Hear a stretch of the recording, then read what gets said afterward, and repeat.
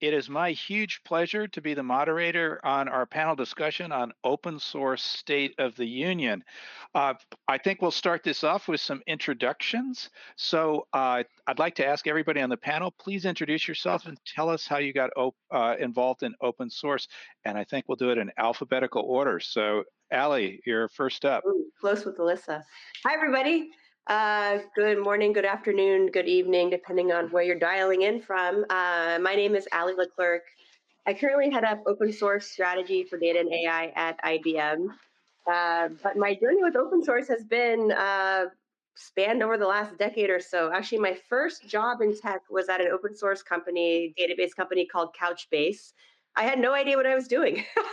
I joined the company and got really amazing experience working with open source communities and learned like the ethos of open source and worked with a ton of open source developers and really helped manage the community around the project. And from there, kept it very hard on myself. I am not an engineer by background and worked at very deep data infra companies over the last 10 years, which has led me to IBM, where my company was acquired a year and a half ago. Ahana, we were the Presto company and continue to work closely with Presto, which is an open source SQL engine. I believe there were some topics at OSACon on this. And I'm excited to be here talking more about open source and all the great things open source can bring.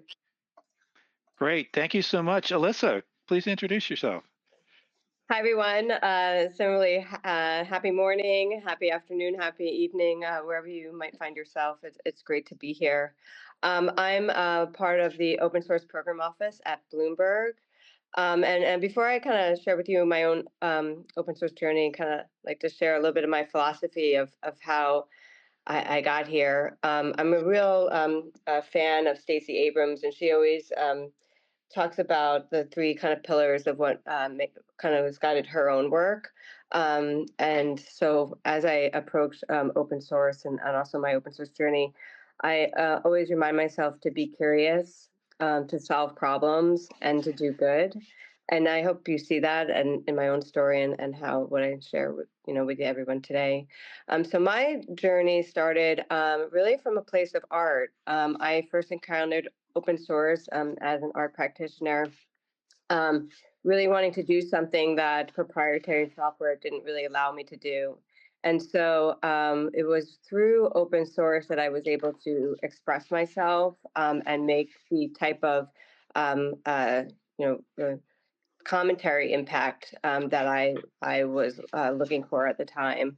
And so this led to kind of a long career in open source geospatial. I've served on the board of open source OpenStreetMap US for many years, and been part of what it means to have a diverse open source geospatial community. And currently my work now is like that footprint has like broadened over time, and I have the opportunity at Bloomberg to really have a larger footprint when it comes to open source and all the open source like ecosystems that are part of it. And then I'll pass it over to Joseph for his story. So hi, my name is Joseph Prat. So I would say good evening because it's evening for me, and then it will go backwards. Good afternoon and good morning for the other ones. So I am based in Europe, not like the other members of this panel, which I suspect they are all in more different time zones. So I worked as an engineering director at Ivan, open source engineering director. So we basically, Ivan offers a platform as a service, and we offer different open source technologies. Among them, technologies that you might be aware of, like ClickHouse, for example, Kafka, Postgres. And one of the things that the team does is contribute to those projects upstream. And how I started in the open source journey, I started with fixing a typo. And that's something that I always like to explain, because for once, I did what I usually didn't do, which was report the typo and fix the typo. So when I did that thing, I got good feedback. And after that, I started contributing, and I ended up being maintainer of a couple of open source projects. And one thing brought me to another one, and I ended up leading an open source team. So that's me. Great. Thank you all. Okay, let's dive into something fun right off the bat. So, next question is, what's the most interesting development in open source that you've seen over the last year and why? And let's go in reverse. Let's start in reverse order, but feel free to jump in, folks. So, Joseph, if you want to kick it off. Yeah, so I think one of the most interesting things that I've seen lately was how a fork, which was OpenSearch, managed to go from a AWS guarded project and more or less steward by one single company to now be under the umbrella of the Linux Foundation. And I think that's a really healthy check for the communities around those projects and how they mature and how they evolve and they become bigger than what one initially might have thought. Many people were thinking, okay, that's a new fork. Will it be successful? Will it go to the next stages, or will it die as a single corporation project? And yeah, that's one of the things that surprised me lately was, yeah, OpenSearch joining the Linux Foundation as its own legal entity in that. So I think that was a really, really positive news there. Other, feel free to jump in. Other things that Alyssa and Ali that you've seen? Well, for me, I kind of categorize these into three different pillars. One, I'm really excited about security as a priority when we talk about open source, and the growing importance of this when we think about like regulation and just being able to provide reliable uh, reliable products and services to people, whether you're thinking about something small or something global. So we're excited to be part of and have roles and clearly defined initiative around software security supply chain, as well as standardization efforts, including the Section DS SBOM standardization process. The security can sound kind of boring, and so so maybe not the most exciting thing for everyone, but it's important, and it's a priority and it's exciting. But I think also there are two other things that also inspire me, because I think it's we're talking about like a whole new world, and this is when we think about the rise of open source AI and what it means for us to define what open source AI really looks like. So much of our work, our stakeholders in this discussion, and I think that's really exciting that we're having a dialogue to help really define that for now and for the future. And the OSI has been hard at work bringing people together to try to understand and define what open source AI looks like. And then a third piece that we're really excited about, particularly in the Bloomberg context, because we care very much about the sustainability, not just of open source, but really the sustainability of our planet. And so this is thinking about, I think there's a growing convergence and like areas for lessons learned around green computing and open source. I think there's a lot that we have many years of practice around in the open source world that green computing can learn from, and we can learn so much from green computing as well. And so I look forward to being able to work together in green computing spaces in order to sustain both important projects, but really also to sustain this world that we share. I had a quick follow-up question just to, since you mentioned security and Joseph mentioned fixing a bug that involved a misplaced comma. Is Bloomberg investing back upstream to try and help, to address problems there? It's a really knotty issue. I'm just curious what insights Bloomberg has about how to make progress on this. I mean, I would suspect all of us are. I mean, it's really a top priority, I think, of any organization that has a clear idea of the dependencies that we rely on and the vulnerabilities that we need to ensure are resilient and stable. So we are members of the OpenSSF. We are members of Clearly Defined. These are all, structured organizations to help kind of both articulate and do upstream contributions back to um, potentially vulnerable projects and communities. So I think it's an active part of most any mature open source program office is to make sure that we are engaged in creating a secure open source ecosystem. Thanks. Yeah, sorry, Ali, I had interrupted you. You're I about to know jump in. that's the virtual panel, right? Yeah.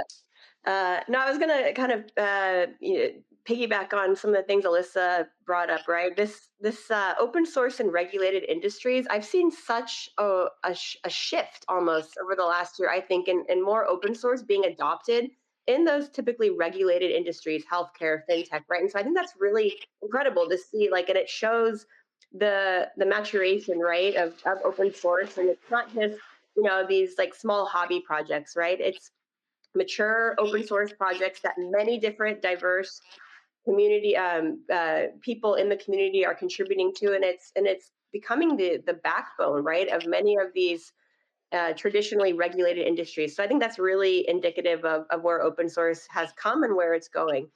And then second, I think, Alyssa, you also touched on this AI, right? Specifically the AI, the open models. I think this year we saw really great strides in making these LLMs, these open models, more open, right? And so I think of, Meta's Llama, I think of Mistral, I think of IBM Granite, just as a few examples. And this is interesting because it's kind of challenging the dominance of this proprietary AI by making all of these advanced models much more accessible for research and for innovation. And so I think that's really exciting, right? And I think it's giving more developers and more companies the tools they need to build ethical AI, and opening kind of the covers up on that has been really fantastic to see. So I'm really excited about where that's going as well. Great. I'm going to go ahead and queue up another one, which is pretty closely related to this, and that is that in the last year, we've seen project licensing go away from open source. In one case, that was Redis, and then come back in the case of Elastic. So is there something in the open source model that's broken right now? I'm going to, Alyssa, if you want to jump in and opine on that. Well, I think that I never think anything is broken. Just an opportunity to learn, but and solve problems. But I do think that those two things, they indicate to me, and not knowing too much. I want to be clear, but like as I read about them from from an observer, like to me, there's signals of like we are evolving the business model, of what it means to have an open source project, and how does open source project and the idea of like collaborative development, how does that really work in a capitalist business society? And so I think that we're seeing kind of ways that companies are trying to reconcile the two when they seem in conflict. And one of the ways that they try to reconcile that is through a license change. From my point of view, and from Bloomberg's point of view, like this to me is like watching this these types of changes remind me and remind, like I think my colleagues at Bloomberg, the importance of foundations. Like foundations offer so much in terms of the the longevity of a project, as well as like uh,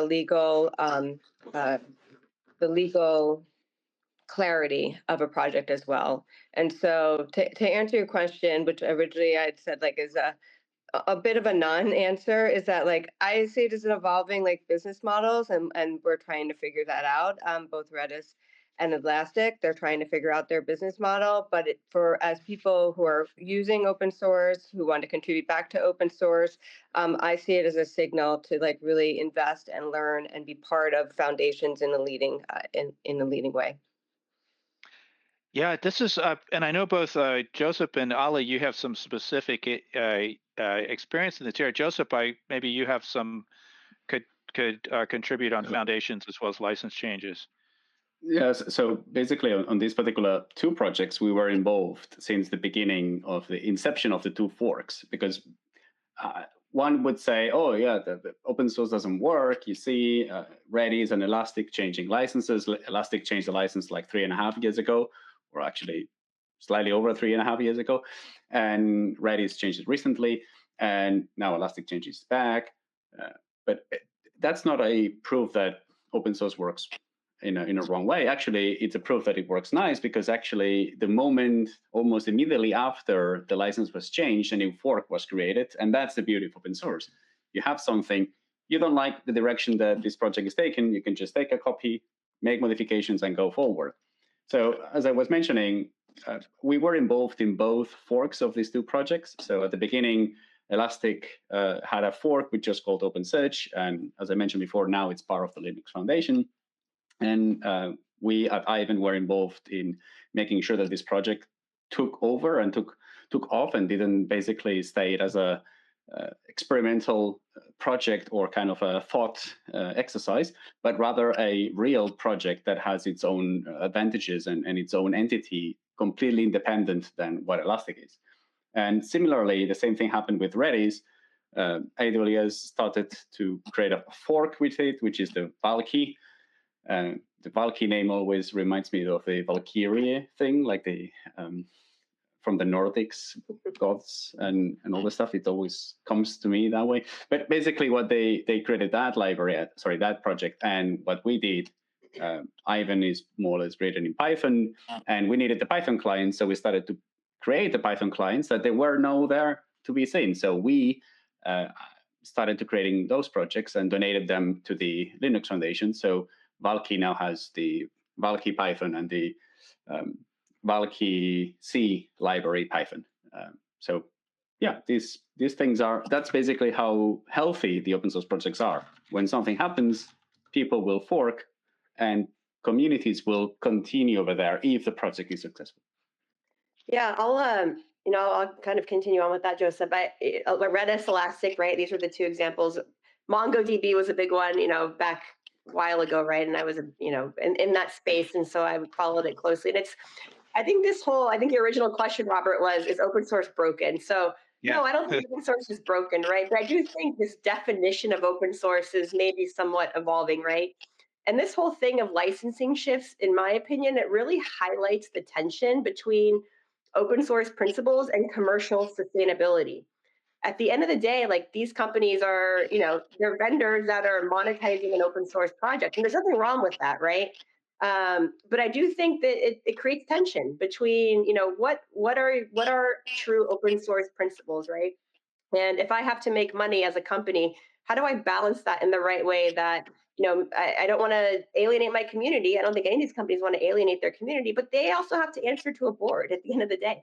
So, and so I think this is going to be a common thing that happens in open source. And I think as, developers and people that are in those communities and working with those technologies, it's just something to consider, right? And Alyssa talked about this foundation thing and why foundations are important. I work closely with Linux Foundation. I chair a committee within the Presto Foundation. So I am like all in on foundations being a really great way to establish neutral governance around a project, which essentially means there's not one company or one person that can dictate what an open source project is, or the roadmap, or how they're going to license it, right? And so I think it's something that everyone should be kind of looking at when they are choosing to be, to contribute to a community or to be a part of a community or an open source project in some way. Those are just kind of interesting things to look at and to understand as you start getting involved with these projects. I wonder if I could take a question from the crowd now. We have a great comment that came up in the chat, and this person says, "I've always wanted to contribute, but the first step seems so intimidating." How do you help people overcome that activation energy to join a project and jump in and begin contributing? I'd love to take that on. First, I just want the person, the questioner, to know almost everybody has gone through this. Like, you never really know exactly where to start. Yeah, and when I look at my own open source journey, it really was because I was talking to somebody who was involved in the space, and I was like, I have all these questions, blah, blah, blah. He's like, I'll be your mentor.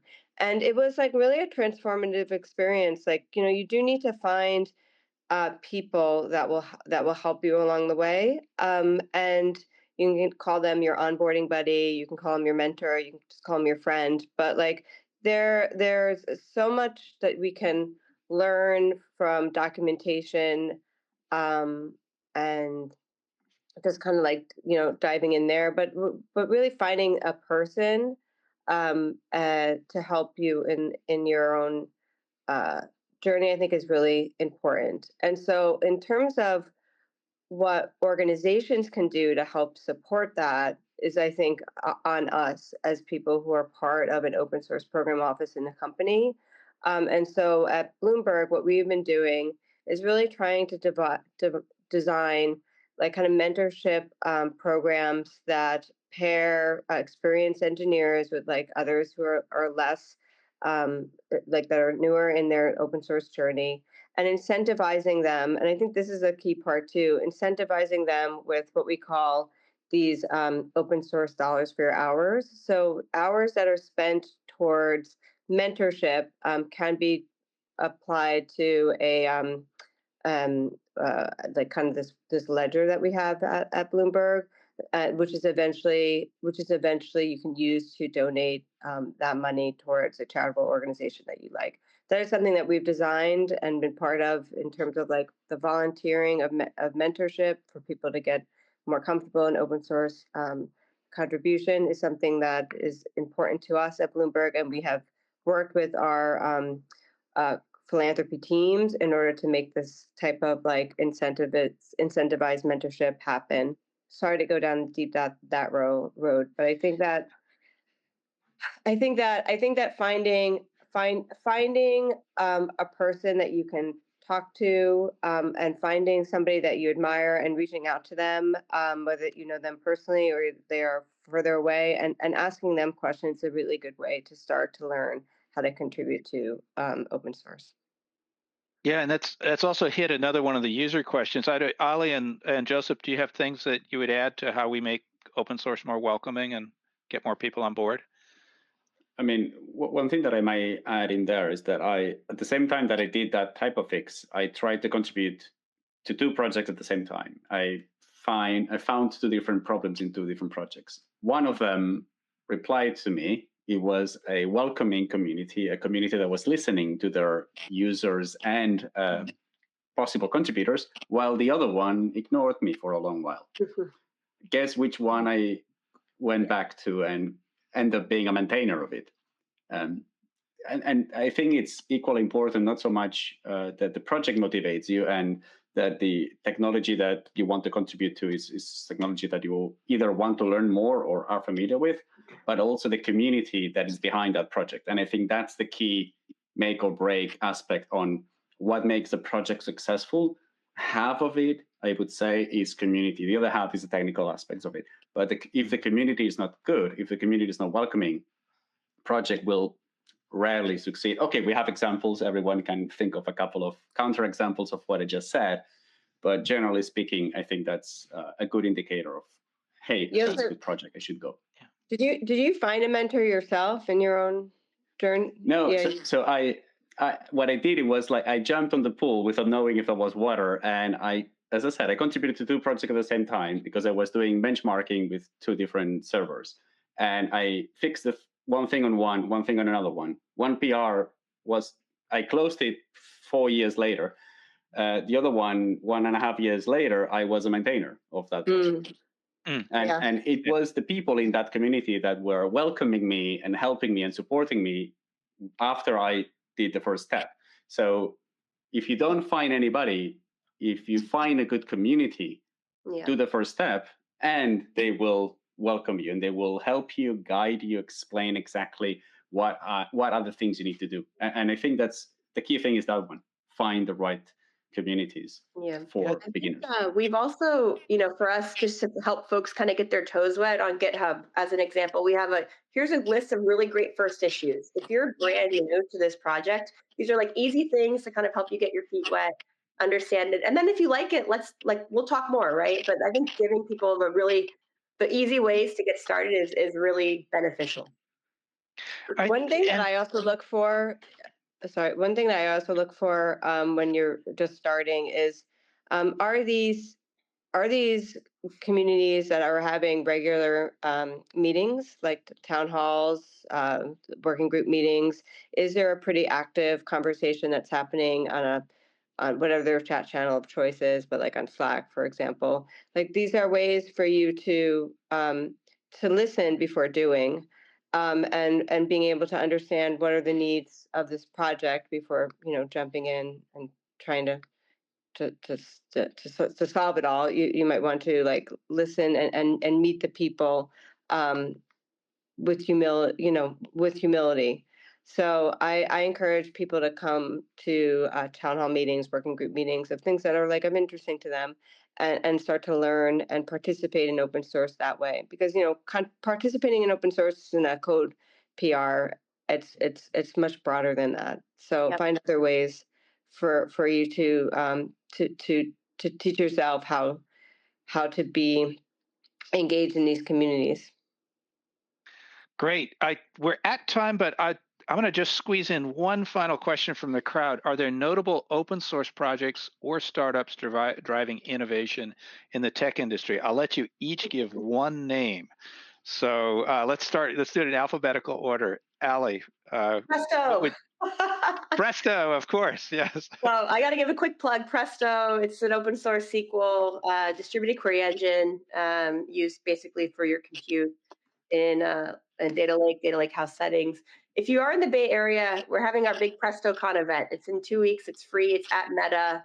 Please join us. It's called PrestoCon. It would be really great. It's a really And when is that? Up here. This is like we do this because we want to celebrate our community, and so we get our community together virtually once a year, in person once a year, and we celebrate all that we've done over the past year, and all that we have planned. And so I'm excited about doing these kinds of things with the community because it's really building those connections, right? Face to face and virtual, and I think that's what really makes, to Joseph and Alyssa's point that we've been talking about this whole time, like strong communities are really building those connections. And so I will just end on that. If you are here, we would love to have you. Yeah, When is that, out of curiosity? September 3rd, 4th at Meta.